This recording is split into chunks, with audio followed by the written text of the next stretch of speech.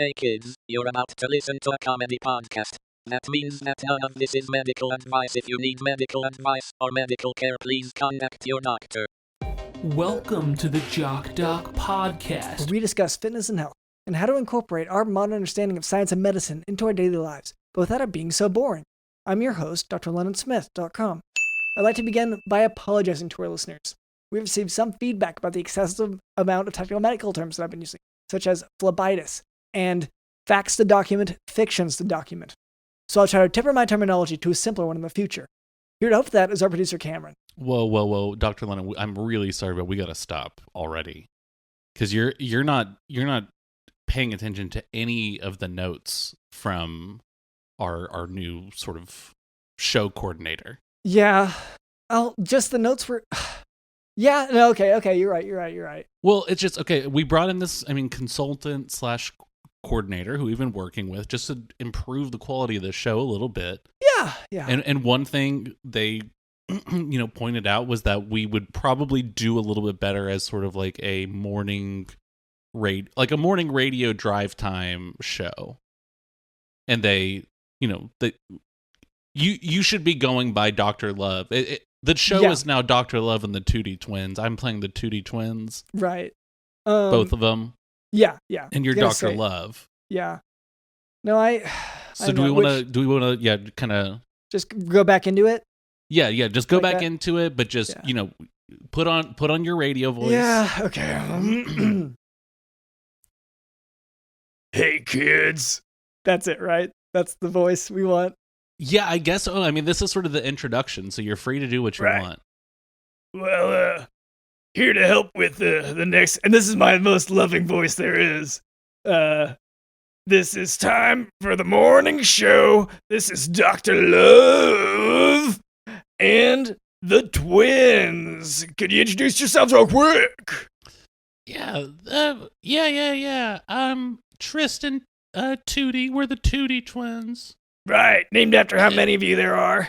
Yeah, 2. and then I'm Trunstan Tootie. So it's Tristan Tootie and Trunstan Tootie. All right. And I sound like this, so you can tell this is my voice. And let me hand it to my brother.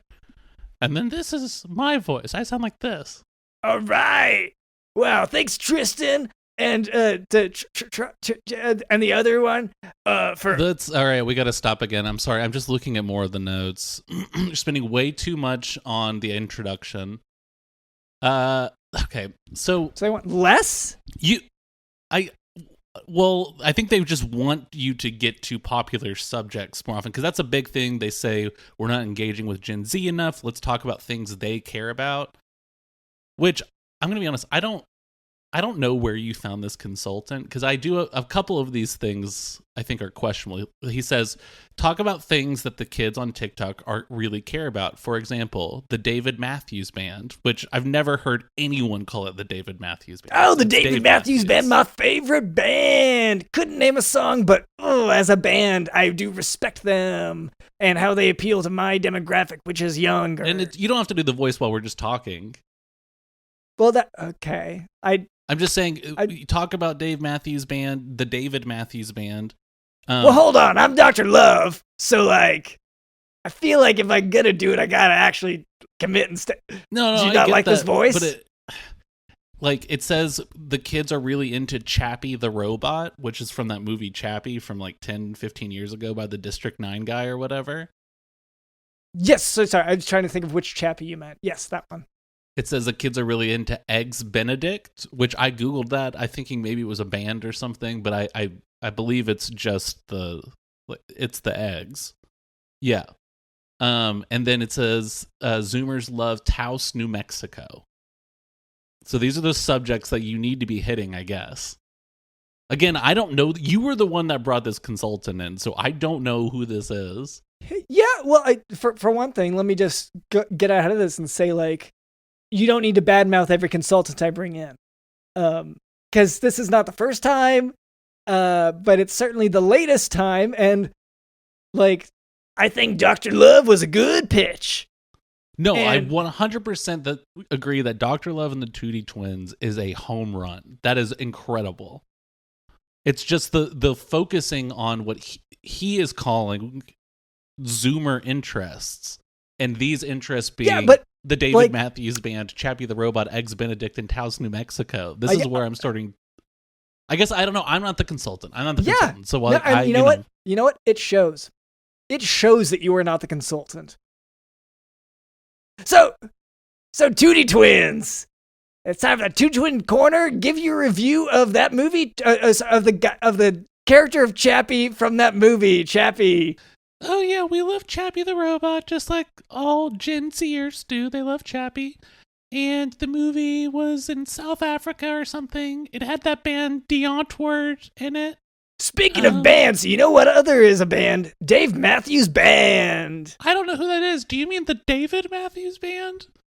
That's what it says on the sheet. Yeah, no, and it's... But you like crash into me. Yeah, sure. Gravity. Yeah. All right. And then there was another topic, I think, that it says, okay. TikTok. I mean, okay, now it says right here, it says every once in a while, try to sound like you're underwater. It will show the audience how much effort you're putting in to bringing them a quality podcast. Okay, because usually we are on top of the water for this. So, this is Dr. Love and... Yeah, and these are the Tootie Twins. Okay, and I feel like we really nailed it. And I think that's pretty good. There's a couple more notes, though. It does say, okay, so this one I know that the consultant should not have been consulted about because I looked them up. He said popular memes like the pants dance, the garbage disposal slide, and Terry's surprise. I searched all of these things. One website came up. It was Terry, our consultant. And it was little dances that he was doing. And then Terry's surprise was a picture of him looking surprised at something. And they all had exactly 2 views. The page had a visitor counter at the bottom. Yeah. Or should I be doing that? Yeah. I'm just saying, I guess talk about these supposedly famous memes. I don't know. Yeah. And then the last thing, you just include this. It does say for the sex appeal angle, because you are Dr. Love, you should talk about the very first time that you ever had heard of a bra. Okay. Wow, this is Dr. Love. And so that when I first heard of the legend of bra, I was just a wee lad, too young to have heard, but I was at the store, and not like the bra store. I was shopping for toys, and you could see that there was a bra in the other aisle, and I didn't even mean to look, but I totally looked on accident, and so that I'm still kind of processing that. Yeah, you're still kind of scared of that. Yeah, no, it's because you said that was sort of your Vietnam, like you flash back to that sometimes in moments of panic. Yeah, just all these waves of these coverings because I wear a shirt normally, and this is something that goes under that, like a disguise. You know what I mean? Like that does that not freak you out? No, I mean it does freak me out. It's like, what are you trying to hide? Yeah. And I famously only wear a shirt in the pool. Everywhere else, I don't have a shirt on. Yeah. Except for in the pool, then I'm always wearing a t-shirt. I'm sorry. Is this Tristan or is this... I just want to clarify your twin. I'm going to be honest. If you don't know by now, then you shouldn't be asking. Okay. No, you're right. And that's been Dr. Love's talking about his traumatizing memories. Okay, I guess that went well. I guess I don't know if that was worth the $45,000 spent. And later, Cameron tells me that we can expect a special guest. But before we move on, I would like to address a bit of listener feedback. So for a long time, our listener demographic was primarily composed of beautiful, simply gorgeous rodents. Just breathtaking. But in our efforts to cater to them, we found that we were neglecting the many bot accounts that download our podcast. So this one comes from TikTok. It's a comment in our response to Thoughts on Tyler, the Creator. At J4CKA1 said, quote, "What is happening, RN?" And then 3 crying, laughing emojis and the 2 skull emojis, end quote. So thank you so much for this feedback. So it's I'm not an RN. Yeah, I mean, I know you're not an RN, but hopefully as a doctor, you could tell that by the end of this comment, this commenter died. They're dead. They don't exist anymore. They are gone. They're a skull floating on the computer. 2 skulls, which that's part for me that made it a Murder-suicide. complicated diagnosis. Yeah. It's murder-suicide. Yeah, and it's... And so this is one of those things, like, I can't call them out. I'm not allowed to call them out, right? Because they're already, like, it'll sound bad. Yeah, it'll look really bad on me if I speak ill of the dead, right? Yeah, I mean, yeah, I'm pretty sure. How they die. That's a great way to guarantee a haunting. And so I would definitely avoid that. So, I mean, Dr. Lennon, I know if this person wants to insist that you're a nurse, if you're an RN, I would say just go with it. Well, lest you fall into a Haunting of Hill House style haunting. The thing, so people they already do assume that I'm a nurse when I walk into the room. Right. Like they call me toots. They make kissy noises. Yeah.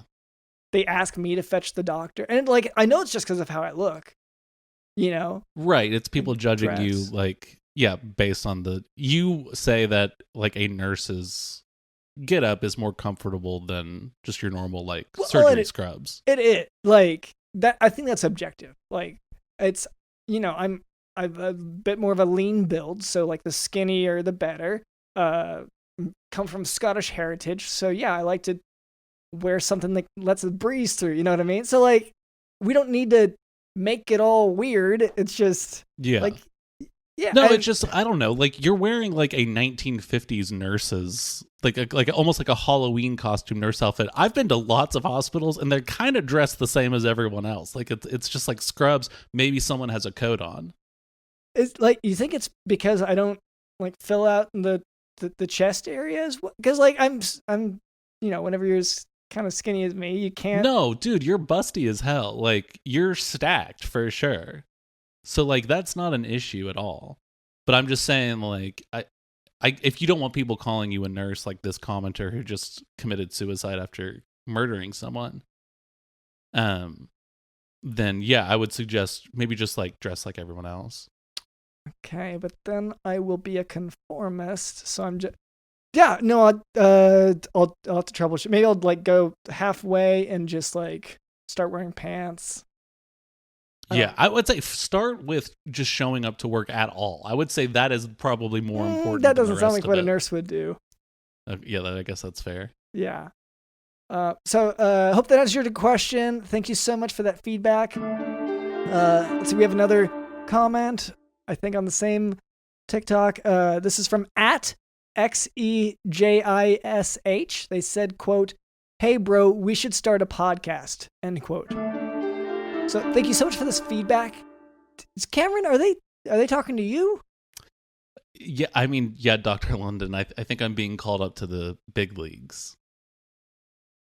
It is draft eligibility season where like people in sort of the amateur podcast realm, like Dr. London and I, you know, scouts start talking to us, agents start talking to us, and yeah, I mean, I think I'm finally being sort of wooed a bit. Yeah, because I know it's not me. Like, I know for sure that like the industry's been buzzing about, you know, a spinoff with the co-host, and I'm like, actually, he's a producer. He's not the co-host. Yeah. Like, but they're like, I think he actually could kind of do well on his own. Well, because a lot of people have been accurately predicting that my spinoff would be sort of snuff based.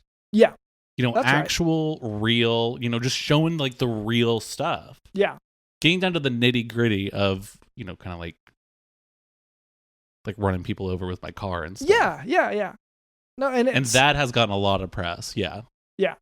And while I want to be supportive of it, I'm like, I hope it's understandable. I am a little bit jealous because there's no buzz around me. Like, well, yeah, and every time I've hit you with my car, no one's really like cared one way or the other. It has not been turned into content, hasn't been monetized in any way. Well, and but this is also what's really happening. Like, I'm just sort of reporting on what's actually out there, which, like, this is the news. I'm going to run you over with my car. I'm going to show it on my video podcast spinoff. Yeah. No, and I just, like, no, it's just, like, I guess success is going to treat you differently, and, no, it's great. It's great that this comment, or, like, that you're going to get all this attention. So, yeah, I hope that answered your question. Thank you so much for that feedback. And then we have one more. This is TikTok. This is a comment on our response to, I don't know if I'll ever understand this podcast. Why did you guys start talking about eggs? At Puyo Pantstown said, quote, I frankly do not care for egg, so I will ask who inspires you to make Jack Doc podcast, end quote. So thank you so much for this feedback. I don't know who told you about the Jack Doc podcast, but that's a private podcast. That's my personal private podcast. Yeah, that's kind of our diary. Like, if you are listening to the Jack Doc podcast, then you're either a hacker yourself, or you've been in contact with sort of Anonymous or some of these other famous hackers, because that's the only people who would ever have access to, I mean, really my private personal thoughts. Anything about eggs. Yeah. I mean, hell, we talked about eggs earlier in this very episode. Yeah, it is gonna come up. And can I just say, like, it's also perfectly natural to have a podcast by yourself. Like, people make it sound like you have to, like, it has to be two different people together that, like, have this relationship. But no, you can all on your own. Okay. Well, Bill Burr. Thank you. William Burr. Yeah. He does it. As far as I know, yeah. Or did it, or I assume at some point was something similar to some sort of show. Yeah, he lost to advertisers because he badmouthed them, I think, but I don't think it matters because that's his brand. Hope that answers your question. Thank you so much for that feedback. And now for today's medical topic, autosomal dominant polycystic kidney disease. Autosomal dominant polycystic kidney disease may be inherited as an autosomal dominant or recessive trait. It's the most common genetic cause of chronic kidney disease. The course is variable, but end-stage renal disease commonly develops in about half the patients. And that's by the late 50s or 60s. But the remainder do have normal lifespan. Renal failure occurs from recurrent episodes of pyelonephritis, that's kidney infection, and nephrolithiasis, which would be a kidney stone. Clinically, patients present with hematuria, which is blood in the urine. They'll have abdominal pain, high blood pressure in over half the cases, and palpable kidneys on abdominal exam. So you can actually feel the kidneys with patients who have autosomal dominant polycystic kidney disease.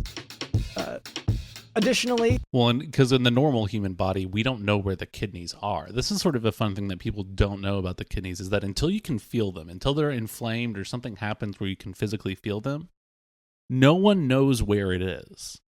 Because it's different on every single person, and doctors, it's still sort of one of the great ancient mysteries of the human body. See, I feel like this is where, so I know you told me, like, when I tried to explain to you where your kidneys were, like, you said, so it's here. And then I said, well, it's also here on the other side. And you were like, well, how can there be two places at once? Like, that doesn't, like, maybe that works in some physics experiment, but. Well, yeah, and this goes back to, I bring it up all the time, but the double slit experiment, which, you know, is in quantum mechanics theory. There is, you know, you shoot kidneys or whatever at like a wall or something, and it splits into two, but it's really one. Yeah. And so you apply that theory to your understanding of where the kidneys are in a person.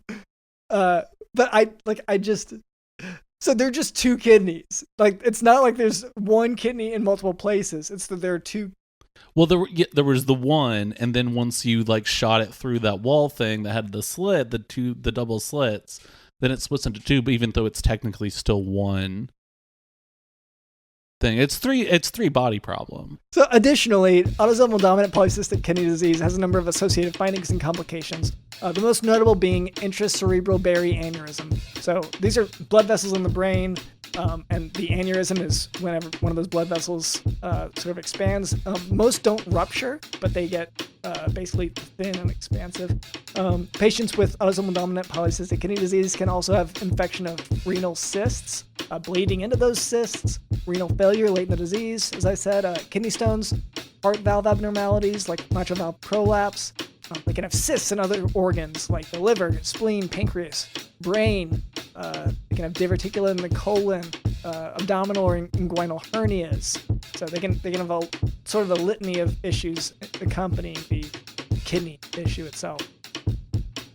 Ultrasound confirms the diagnosis with multiple cysts appearing on the kidney, and then CT scan and MRI are alternatives to that. There's no curative treatment available for autosomal dominant polycystic kidney disease, but symptomatic cysts can be drained, infections can be treated with antibiotics, and the high blood pressure can be controlled with medication. Honestly, if you're not draining something out of your body once a day, then something is building up. You know, that's the way I kind of look at it. Are you talking about going to the bathroom? Because, like, yeah. No, I haven't done that in years. Because I'll say I do drain, like I do urinate, like multiple times a day. Oh, you should get that checked out. I haven't had to do that in years. That's like a kid thing. All right, Cameron, you said that we have a guest today. Is that right? That's right, Dr. London. We have an extremely exciting guest. Wow. Okay. Well, hello there. My name is drlondonsmith.com. This is our producer, Cameron. What was your name? Hello, my name is Dr. Liverpool Smythe. Okay. Okay. Did anybody ever tell you that your name is a lot like a name of another place? Well, indeed, I have been getting mail that may have been intended for you. And okay, and that's yeah. I'm not sure that all of it is very kind mail, might I say. I might refer to some of it as, I hesitate to say, but hate mail. Yeah. Do you think it borderlines on terrorism? Because I would say then yes, that's definitely geared. That's definitely meant for Dr. London.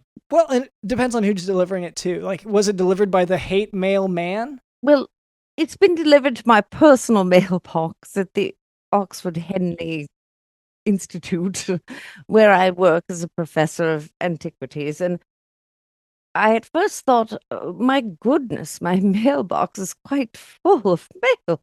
I must have a lot of admirers. But then when I began to rip open the envelopes and read what was inside, I was dismayed.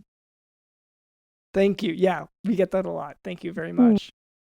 And so, no, I mean, you definitely have the right London Smith. I can tell you that because this is sort of our typical day-to-day is... Dr. London, you're always giving out fake addresses, right? Yeah, well, just, like, I'm not trying to give out fake addresses, but if a name and address seem like they're who I could be, I kind of assume that I've got an alter ego that I don't know about. And so it's kind of a precaution. Like, if I were to be named something else, like I could see myself calling myself a Dr. Liverpool Smythe if I had sort of a born identity situation where it turned out that I was a secret agent.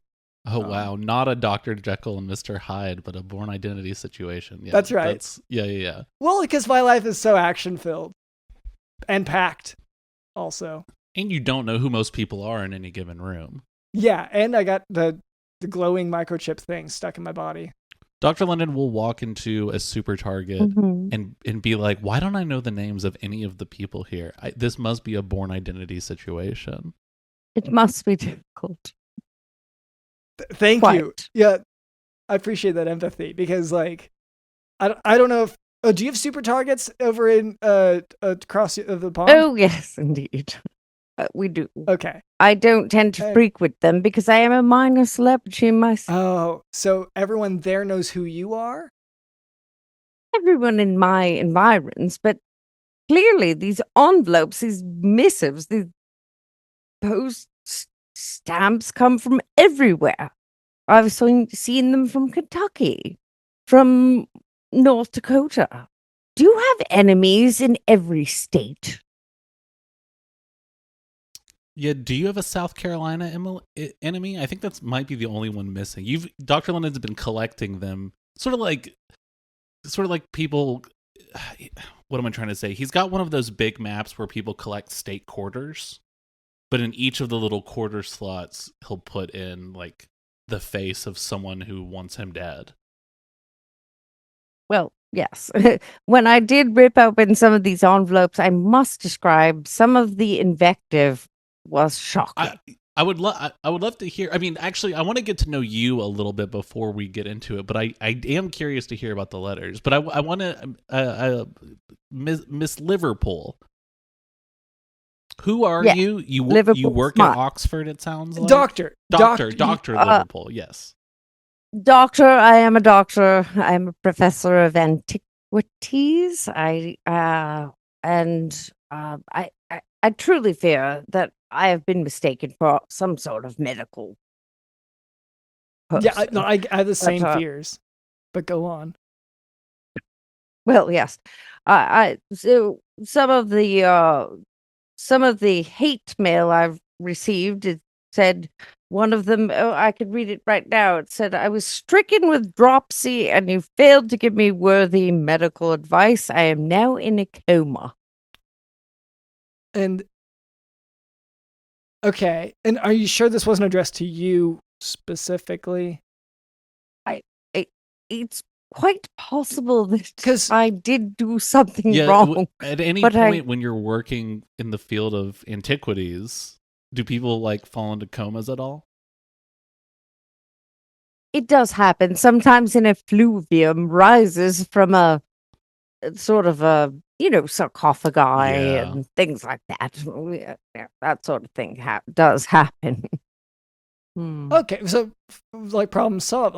So I just because I've had the same issue whenever I get mail that I assume if it's unpleasant or like a bill, then it belongs to someone else.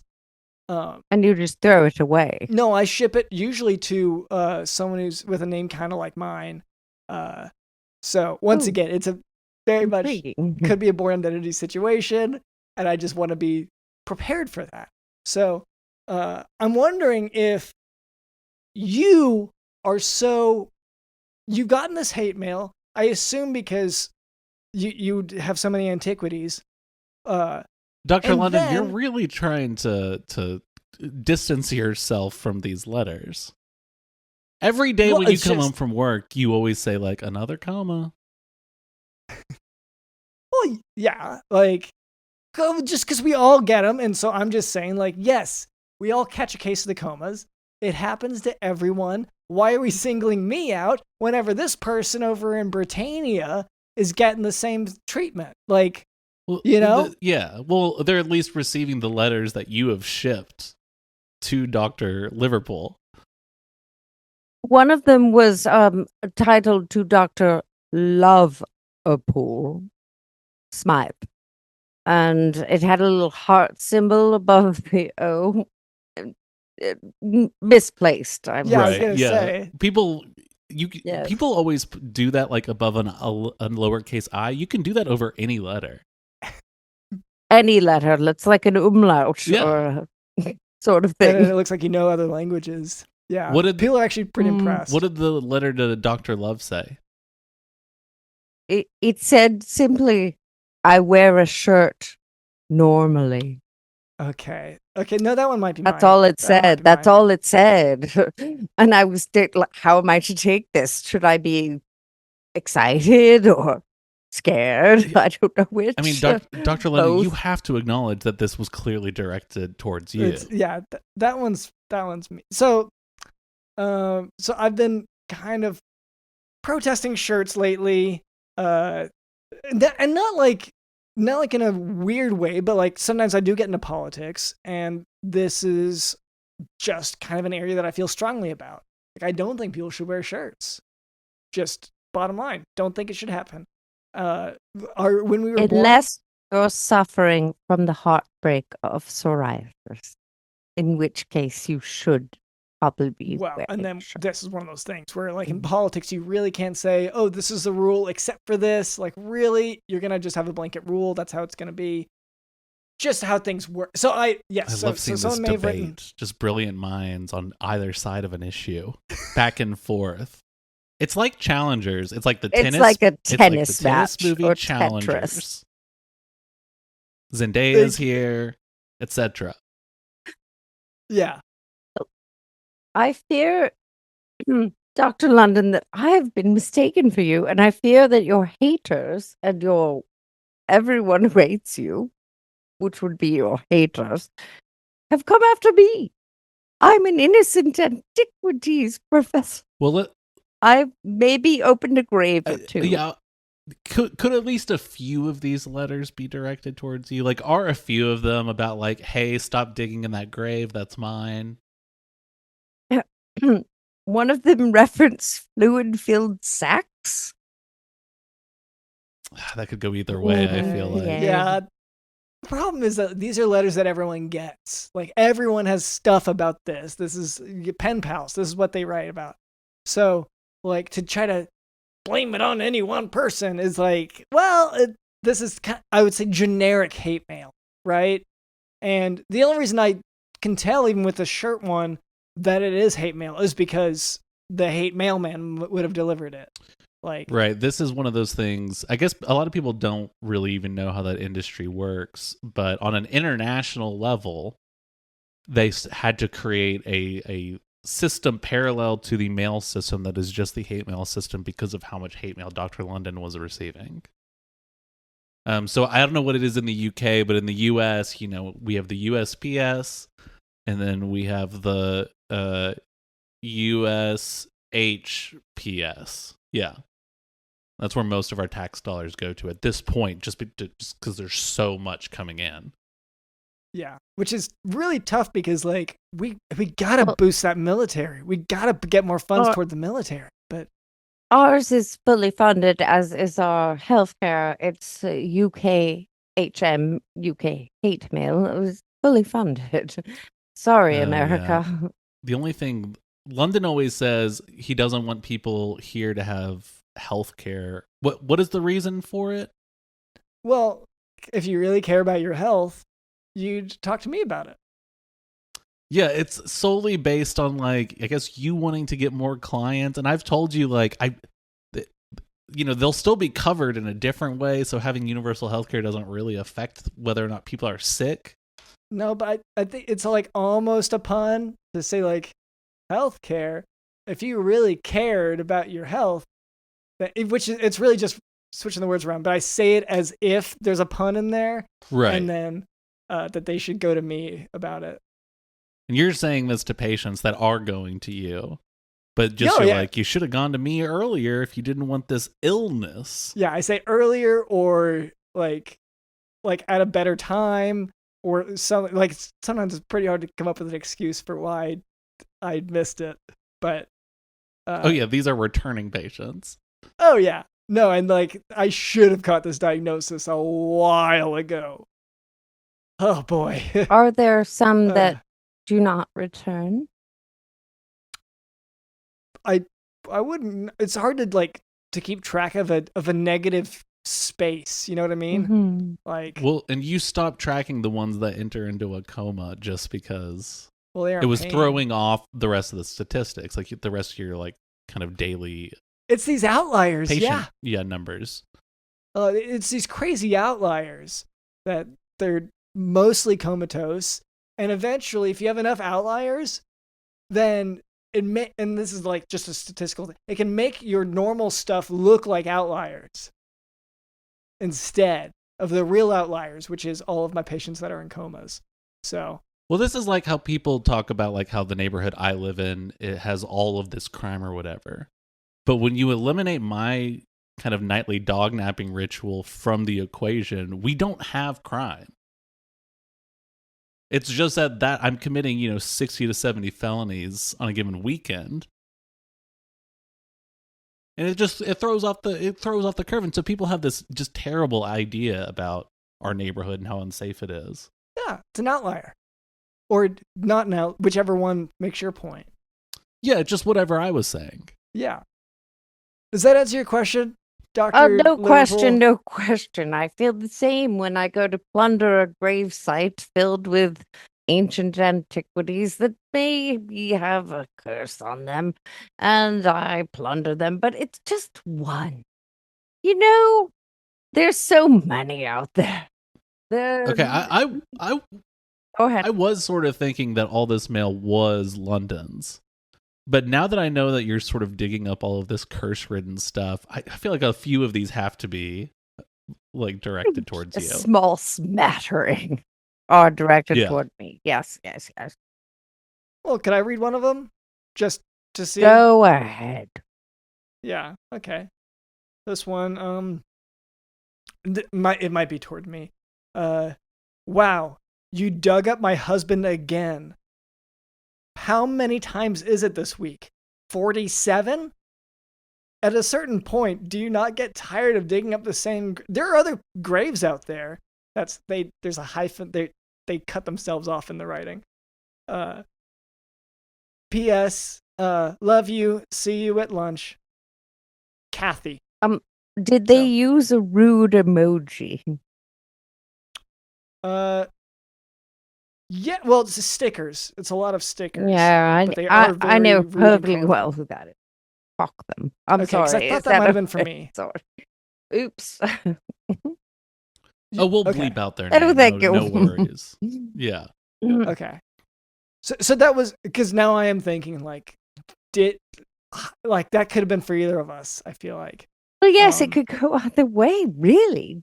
Dr. London, think Yeah. about it. Who have you done that with? Come on. Yeah. It's not me. It's you. It's not me. It's you. I think it's just the number 47 is... Have you ever dug up a grave that frequently, Dr. London? I mean, if I'm honest here, like usually I dig it up, and then if I have to do it another 40 odd times, I'm hiring someone at that point. Like it's like a lot of work. It's very tiring. I agree. Yeah. It's very wearing. It's. Do you ever... I'm sorry, go ahead. No, I was saying it is somewhat of a good upper body workout, though. Yeah, but my back. Oh. Ugh. Do you ever hire anyone from overseas, Dr. London, to maybe someone who's got a PhD and kind of digging stuff up?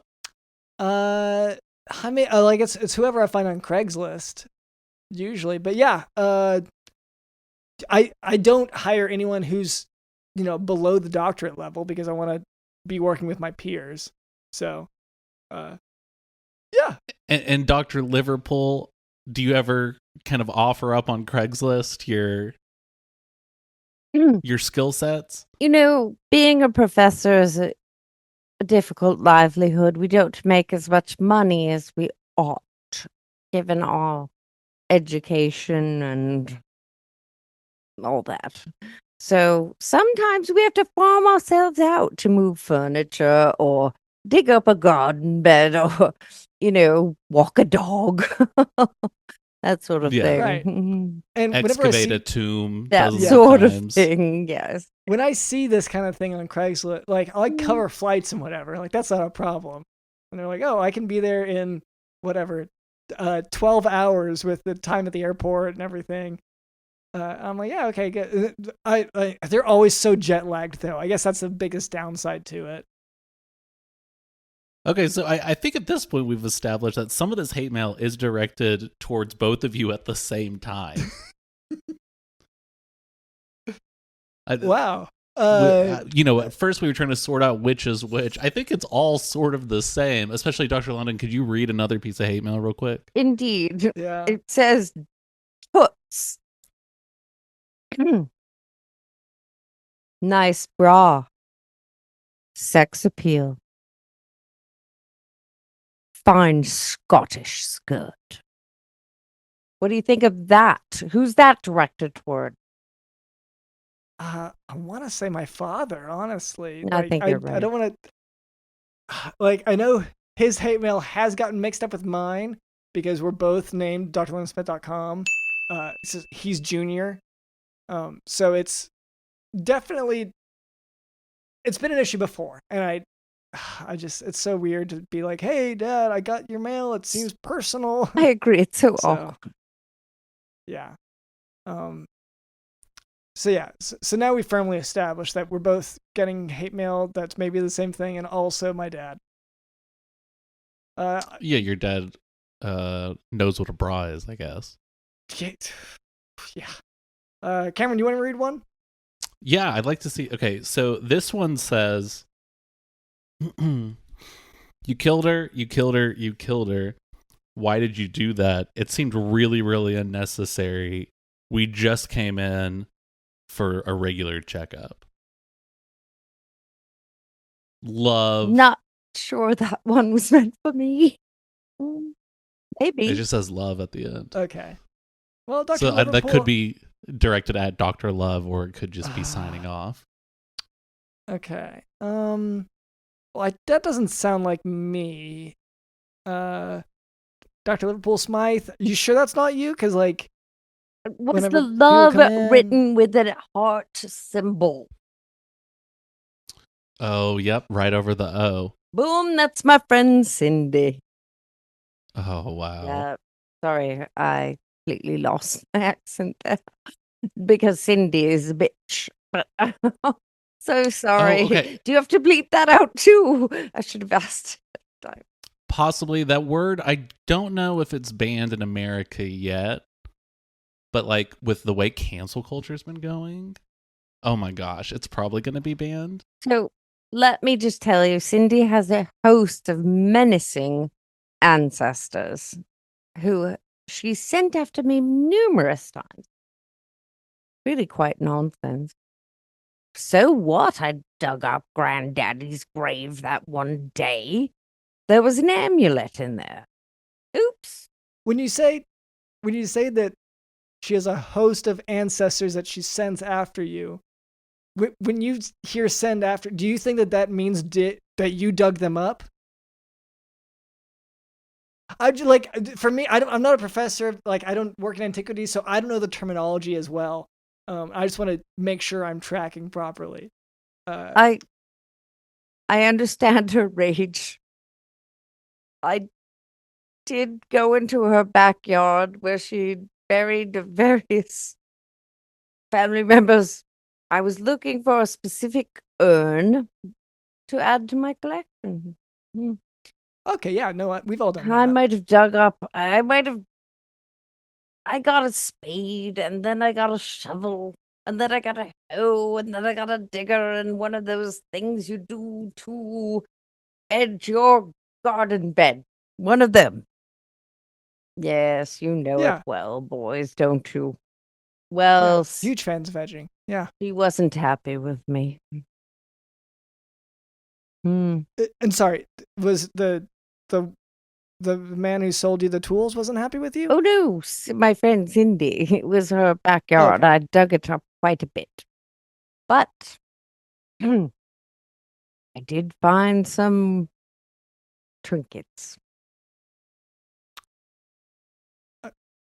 And is trinkets another term for those ancestors that she sent after you? Yeah, I guess, like, how similar were these trinkets to, like, human bones? You got me there, yes. Sorry. Okay. A bit. Yeah. If it makes you feel any better, like, I have so many trinkets at work. I make trinkets all the time at work. It's a whole thing. Like, if they aren't in comas, they're trinkets. You know what I mean? Here's the problem, though, is Dr. London, this still says you killed her, you killed her. I just came in for a checkup. I don't think that applies. I think Cindy has beef with both of y'all. Because you told me specifically Okay, which I believe this person is wrong because you told me someone named Cindy came in with their sibling, and then I lost the sibling. And so that's completely different than you killed someone. You just don't know where they are anymore. You can't find them. You misplaced them. Yeah, well, I mean, I'll admit that I stopped looking after I pushed them off. Yeah. And Like you know, the you cry hear of the screen kind of lemming as dwindling it down. plunges off the The cliff. hill that you're pushing them down. Whee! Mhm. Yeah. Yeah. So like, but yeah, I totally lost track of them after I pushed them off. So, like in that sense, yeah, sure. I don't know where exactly. But like my suspicions would be like at the bottom of the cliff. Yeah. Yeah, probably. That's where it was headed, but you had turned around at that point. You were on your phone. I lost her. I honestly, I wasn't even keeping track. Who can blame you? Thank you. This person writing the letters apparently. Am I right? You know what? I think it's just crazy, fanatical people who are obsessed with celebrity. Thank you. And see, that's what I try to tell my patients. Mm-hmm. You're all crazy and obsessed with me. Yeah, it sounds like all of these haters are way too obsessed. Whoop, whoop, whoop. Whoop, whoop, whoop, whoop, whoop, crazy. Does that feel for both of y'all? Does it at least feel, I don't know, does it feel kind of cool that you're so well known, even if it's negative? You know, any press is good press, right? So they say. Oh, I'm excited to go into Super Target now and do meet and greets. Yeah. I'll go into Super It's usually Henley's. a crowd of people. Super Henley, or whatever it's called here. And, you know, I do get people stalking me about with pitchforks, pokey things, and stabby things. But you know what? It's all the price of fame. Mm-hmm. Yeah, I mean, I would love to have that kind of attention. Yeah. Oh, nobody knows it when Cameron kills people, no one knows about it. It's pathetic. Oh, yeah, like, anytime I dig up a grave, no one seems to care. Anytime one of my patients passes away, because, you know, I've got stuff going on, too. I'm, you know... Yeah, no, just because I don't have a doctorate or whatever. Yeah. I've got stuff. Of course. I've got hobbies. Life goes on. Yeah, exactly. And so if any in my other hobbies, if any of my patients pass away or whatever, then yeah, sure. Like, no one seems to care. And so I don't know. I'd love to be getting the press y'all are getting. Yeah, hey, you'll get there maybe. But on that note, before you try to plug your stuff, maybe Dr. Liverpool Smythe, do you have any friends or comedians you'd like to give a shout out to? Oh, like real ones. Yes, like those. I would love to give a shout out to a little group I've noticed called Live from the Asylum.